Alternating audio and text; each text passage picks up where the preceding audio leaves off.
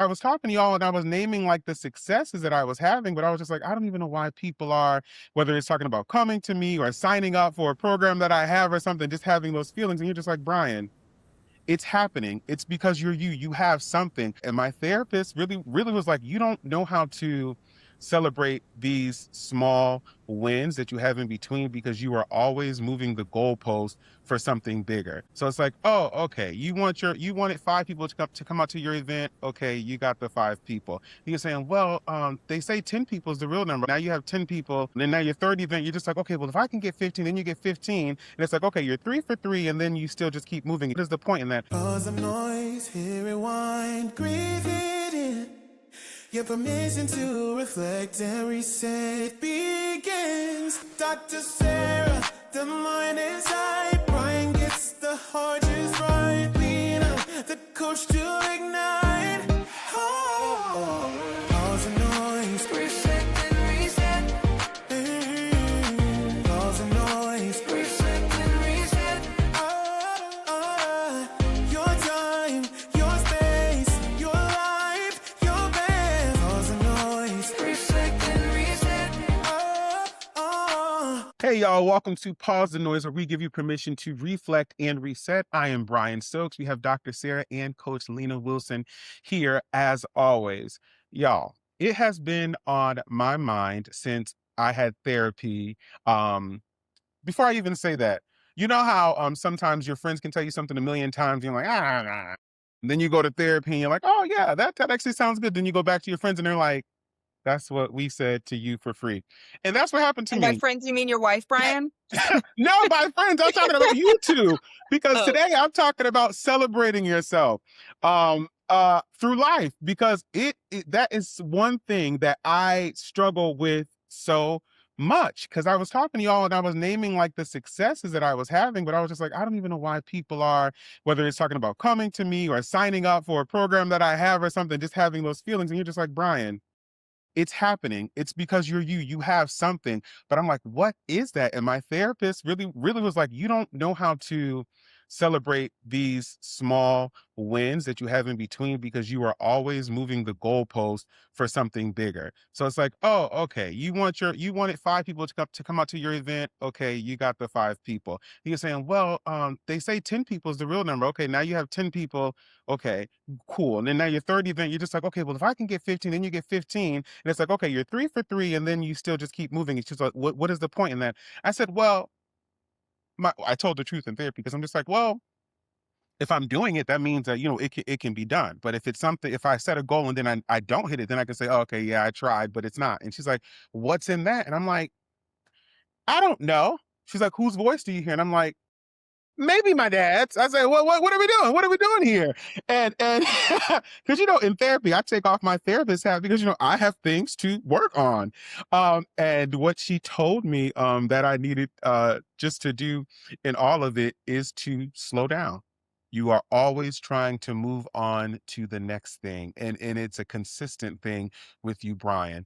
So this past week I've been taking time to slow down, just in the sense of how I spend time with my kids, because that's one thing that I'm learning that I really love to do is when it's not, okay, you're home, go wash your hands, eat your snack. Okay, we're gonna go outside. Okay, let's take a bath. Yeah, and counting down. Okay, it's time for bed, and it's more so, hey, what do y'all want to do?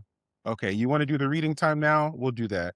Oh, okay, you want to do the dirt right now? We'll do the water play, whatever. Like it is just like slowing down and feeling the moment, and those are big wins for me when I'm controlling the time with my family and thoroughly getting to enjoy it, not thinking about my phone, not thinking about a client, not thinking about money. It's just like we are here. We are human beings having this human experience, this love from father to daughter, from husband to wife, and we're just enjoying each other. And even when I say that right now, I know that us being in America, it's like we're always in this rat race. Like hmm it's a constant thing in which we're always trying to run like to the next thing. But oftentimes when we go on vacation, like if we go to like let's say we go to Jamaica, it's just like Everything is chill. It is what it is. They're feeling their health is different. The skin is different. It's just a calmness, about it. Granted, we're on vacation, but other people in different countries, it's just like we don't do all that, and we take naps in the middle of the day, and we have universal health care. Anyways, but yeah, it was all about celebrating myself, and I don't want to forget something. And then okay, so what I wanted to say is, she made me go back, and she's like, "Hey, I know that you probably did it in school," and we went back to like the ACE study, and that looks at the ACE assessment looks like at early childhood, and it tells you, what how much of a struggle you may have in life depending on the trauma that you have been through. I just want to pull up some of the questions because some people can recognize this in their life.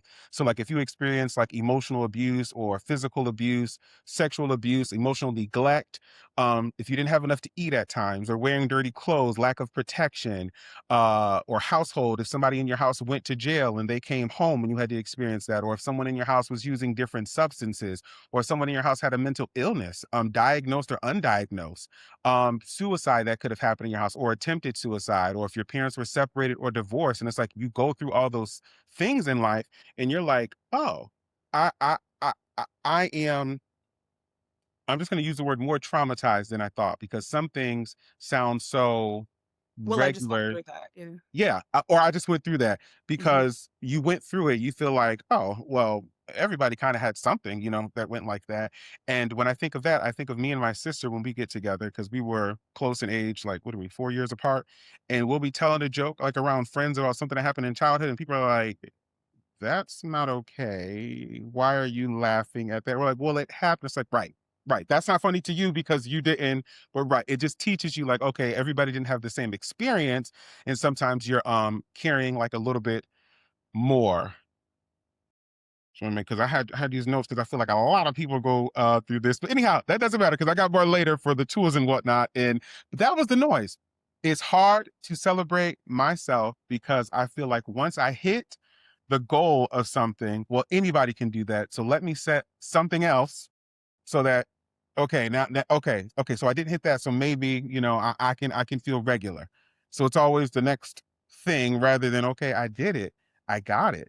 Even when I graduated, and I'm gonna stop talking because I'm talking too much, but even when I graduated from grad school, I finished with the 4.0. And I'm just like, okay, graduated, got it, A's in every class. I did for 2 years. And I'm like, well, if I did it, that means anybody can. And my wife was like, Brian, shut up. So it's just like, okay, like, come on. She's like, no, you There's did the it. It's noise. hard. There's the noise right there. Imma point it out. The noise is, if I can do it, that means anybody can do it. Yeah, That's the noise. that is the noise. You are absolutely right. And I think that I know that it comes from how I was raised. And I like I said, I'm in therapy and psych. And my I'll just say elders. I ain't gonna keep blaming it on somebody, but elders, it like if you began to surpass older people like within the home, it became like a humbling experience. Like you need to be humbled constantly. It's like a humble. Even I can think of when I was in high school and I got class president and I was like, oh, I'm going to be able to speak at graduation. They don't let the class president speak at graduation. What are you talking about? And I'm like, then graduation came. I'm like, and I'm speaking. But that whole year, I'm thinking to myself, am I not going to speak? Why are they saying that? I know that I get to like speak in that, but it was a space where if you kind of surpassed someone, my dad, in the house, you had to be humbled so that you were never too haughty, too grand of yourself. And I think this is why now I praise my kids. You tie your shoe. Yeah, that's the best tie of a shoe I've ever seen in life. You got it.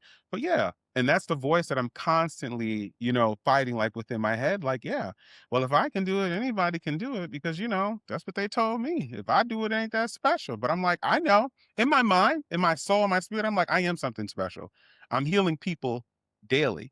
I bring something to people's lives that keep people alive daily. Like, yeah, I make people feel loved. I make people feel covered. I am honest like about it. I make spaces for men to become better fathers, for men to become better husbands. But there is still that inner child part because I was a child for so long that just kind of like messes with me sometimes that I need a refresher. That's why I'm always in therapy to remind myself, look how far you Mhm. Look around you. Look at your family. Look at your home. Look at your health. Look at your mental health, your physical. Look at all that. You lost 100 pounds, man. You are not on certain medication for depression like anymore. Like look how you've done that. You're able to get up in the morning and brush your teeth and work out.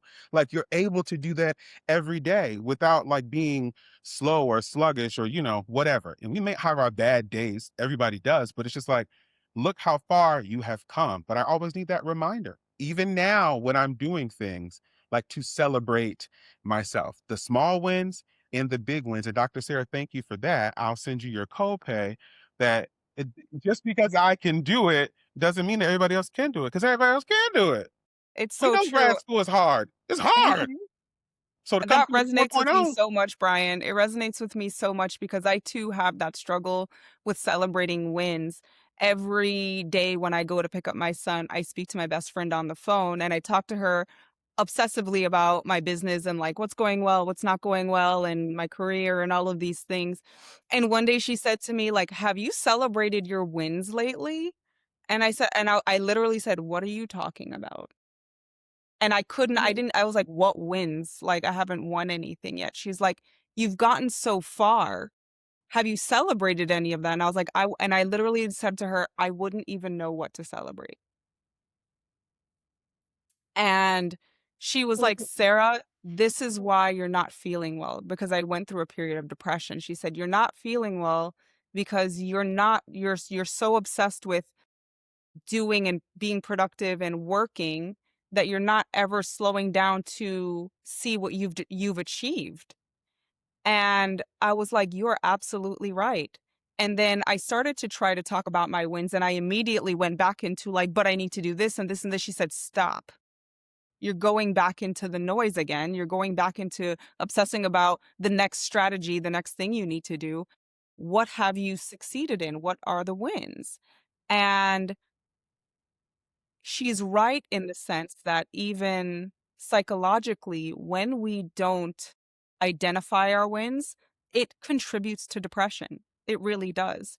And when we are depressed, when we are feeling depressed, either just like kind of feeling low all the way into experiencing a major depressive episode, when we don't count the wins, it helps us stay there in that. Whenever I have a depressed client, and this is like particularly true for even bipolar clients, one of the first things I tell them to do every single day is I want you to count the win for that day. Even if your entire house looks terrible, if you didn't get up for work, if you didn't change out of your clothes, if you didn't do anything, if you got up and brushed your teeth and you didn't brush your teeth yesterday, that's a win. And I want you to count that. And I'm not just saying that for a feel good thing because it literally releases feel good neurotransmitters in the brain that help you to connect with experiencing a little bit more happiness. And those wins is what will bring you out of depression. So even when I've experienced a major depressive episode, I will say, "Yep, didn't do anything today, but you know what? I washed those dishes. I washed those dishes. Go me." And that helps you that has helped me to have enough happiness, enough like, "Oh, I did that," to get up and do it the next day again. And then I'll be like, "Oh, I washed the dishes and changed out of these pajamas. Look at you go." Right? Because in that moment, I'm sick and I'm like doing things to get myself out of being sick. But that's not just something you do in a space of depression. That's something that we should be doing every single day is identifying those moments in life so that we can not just be going through the rat race of life, right? Because the point of going through the rat race is to be engaging in your purpose. But if you never reflect on how you're achieving that purpose, then what's the point? hmm So I don't have any expertise here to lend. I am horrible at celebrating my wins, and I am a work in progress. Like, I think my girlfriend said it to me last week. She's like, "I know you didn't celebrate that thing," you know. I think mine is a little. It's deep rooted in that number one, I think I'm still working through being adopted. So that the root of that has always come up in different ways in my life. And I think when my parents told me that at 12, just not feeling worthy, and your mom is the person that's supposed to want you and care for you and love you. And so just always trying to process, even to this day, even in my 50s, I'm like, I don't know what happened. Like, why did she give me up? And I'm grateful for the life I've had, but thinking about that and then thinking about a dad that was really strict and didn't really validate me a lot. So you have that, then you have a dad that's really strict, and I was not like my siblings. They're pretty brilliant. My daughter is extremely brilliant. That was not me in school. I struggled in school quite a bit until I got to college, is when I began to shine and did extremely well to graduate. But for me, I think it's a little bit of what Brian said, like, oh, this is what people do all the time.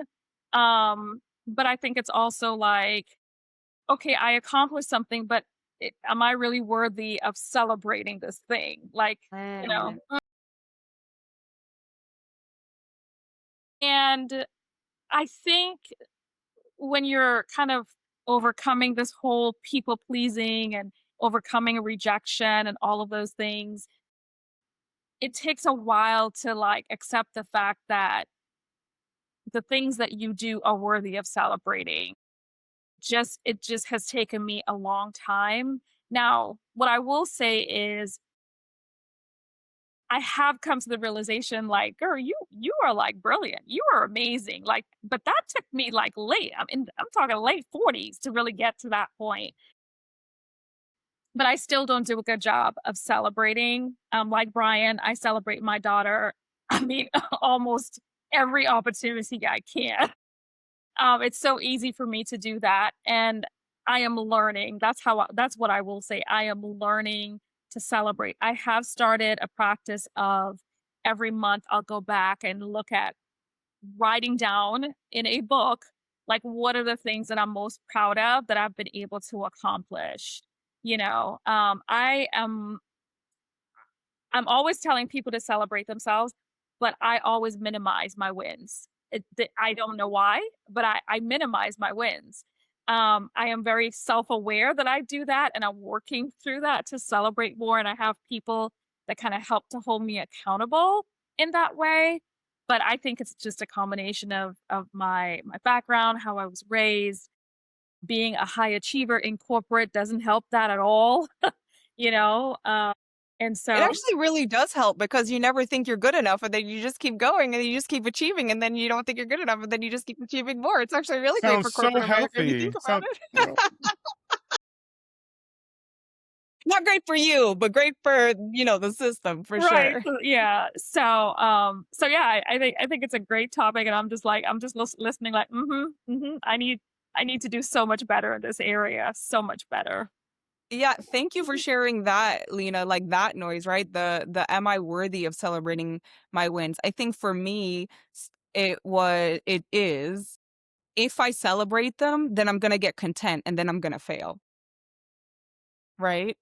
So it's like if I celebrate it, then I'm going to get content at this level, thinking like, oh, this is good enough. And then I'm going to slow down. And if I slow down, everything's going to fall apart.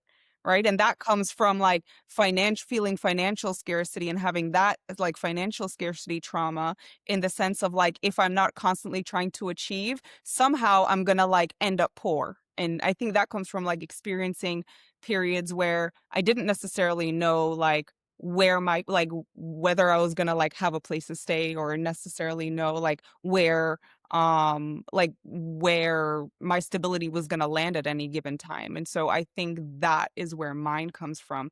And when I the whole idea even within this podcast is I want people to be mindful of those things, because those are deep-seated things that show up in our lives all the time, right? Like this idea, this Hmm. financial scarcity, this Yeah. I always have to be going, going, going, or the bottom is going to come from outside of me.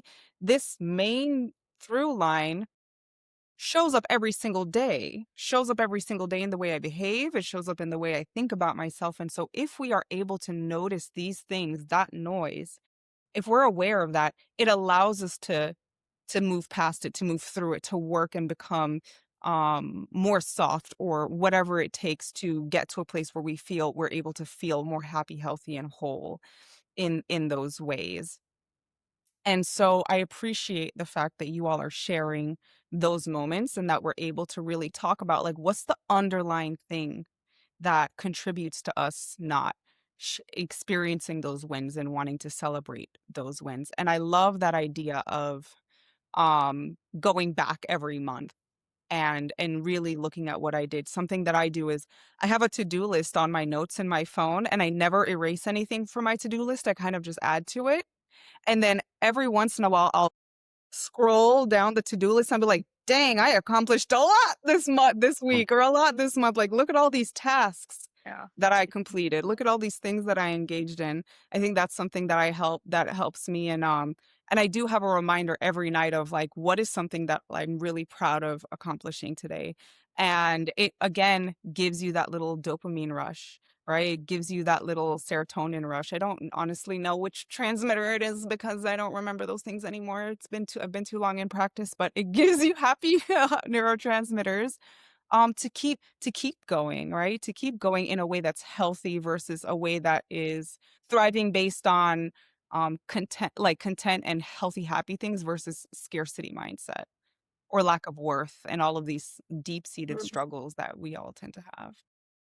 Yeah, that financial piece really does hit with me because when me and my wife first got married, I'm like, okay, I need to save this amount of money. We hit that, and I'm like, okay, well, we need to save this amount of money. We hit that and say, well, we need to save this amount of money. And then one day, I'm like, okay, what are we doing? You're talking about the bottom falling out, and she's like, Brian, well, look at the accounts. I don't know what do you want from me?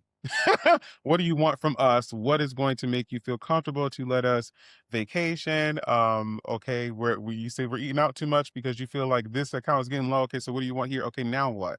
And I was like, I don't know. It's just never enough. She goes, okay, what's the number now? And I'm like, I don't know. More, more. And it's just that it's back to the rat race. It's back to the, if I Capitalism. reflect over my life, capitalism for sure. If I reflect like just over the last like 10 years, like if myself saw me now, I'd be like, oh bro, you got it made. That you good job. But when I'm in it, again, have to remind myself, I'm just like, I need more? Question mark? Do I need more? Can I make it if I just keep making what I'm making right now, living how I'm living right now? Do I need more? It's good to have more, yes, but I reflect 10 years ago, and then like even reflect from childhood. It's a completely different life. So it's literally, I say all that to say it's a practice every single day, for me at least, to reflect and to see the small wins. If I'm talking about as small as, okay, it was a long day of therapy.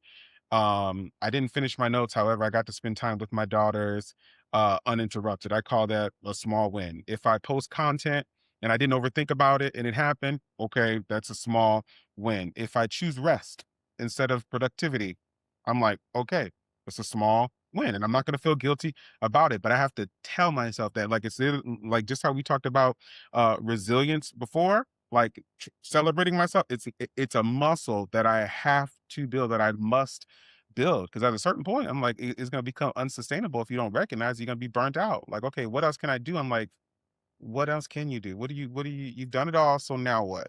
What do we do? Yeah. Yeah. I was sharing earlier, Dr. Sarah, that my husband and I are doing our first vending 101 class tomorrow. And in preparing for the class,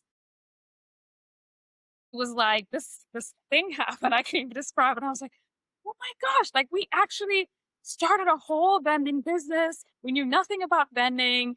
We're at 7 machines, we're moving to 10 machines.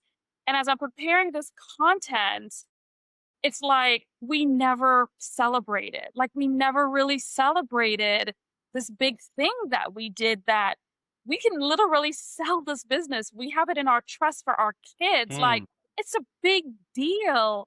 And I share that to say sometimes if you're also married to someone that doesn't celebrate themselves, it doesn't help you recognize that there is a gap here, And so Mm, this morning when we were talking about it, I'm like, babe, we've just done a great job, so much so. Like we're not trying to share information because we want to make money off of people. Like that's not it. We want to empower people in case they want to take this path to create wealth for themselves and their families. But just preparing for that, I was like, and I did this while we started the business when I was still working in corporate and that demanding role that I was in HR. And I just had this thought this morning, like, man, I have a long way to go when it comes to this. mm, I just don't do a good job at all. And my husband has a lot of opportunity in that area as well. So we have to grow. And we just kind of committed, like, I'm going to point it out when you need to celebrate, which I think I do that mhm. now. And then he's going to try to point it out to me. But we've committed to trying to grow in that area. But we don't do a good job collectively as well. Does your husband celebrate himself well, Sarah? Dr. Sarah?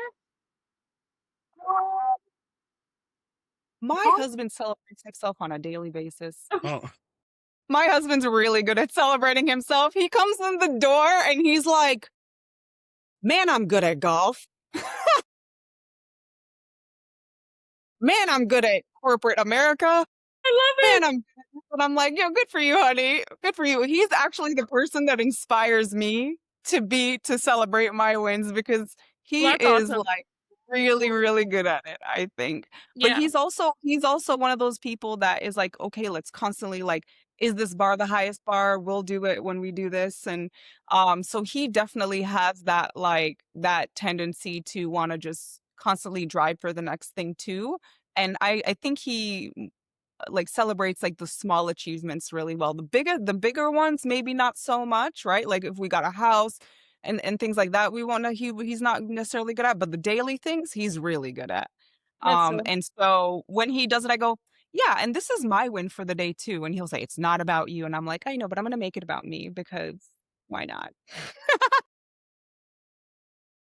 okay.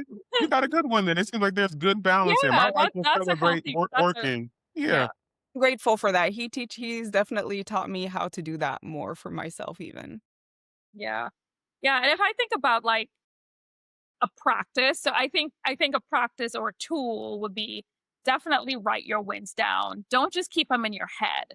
Like, write Mhm. them down in a Mhm. place that you can come back to so that in those moments when you forget how brilliant and amazing you are, you can just go back to your book and you can look at all your wins and quickly remind yourself of all of the things that you've accomplished. And I think Brian said it earlier. I'm hoping it's the same, might have been the last episode, but the people that you surround yourself with, that's really important. So important Mhm. because my best friend will not allow me to accomplish something without saying, no, we're going to celebrate this. And so, Mhm. especially for women, more so, like, I don't know if guys have it as much, Brian, but with women, you know, stay away from women who are going to compete with you and be jealous of you and all of your accomplishments because unfortunately that does exist, but be around women who will inspire you and will want to genuinely celebrate with you and help you realize, like, no, you're a big deal, Mhm.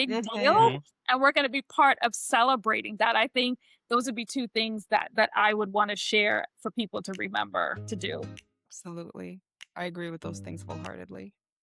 And I'm going to start making a list as well. So I can always look back at that. And I'm a little late on mine, so I'm going to go back a couple of years and do it year by year, month by month There you in there you what was go. happening. But this was an excellent episode today, y'all. I am feeling more refreshed and more ignited. I ignited to celebrate myself, to celebrate my kids, celebrate my wife, and just to celebrate in life. And for those of you who are watching, I hope that you have gained this knowledge and that you will use it to make better of your mind and your space and the people that are around you. This is another episode of Pause the Noise, where we give you permission to reflect and reset. I'm Brian Stokes. We have Dr. Saarah and Coach Lena, and we will see you next week. Bye-bye.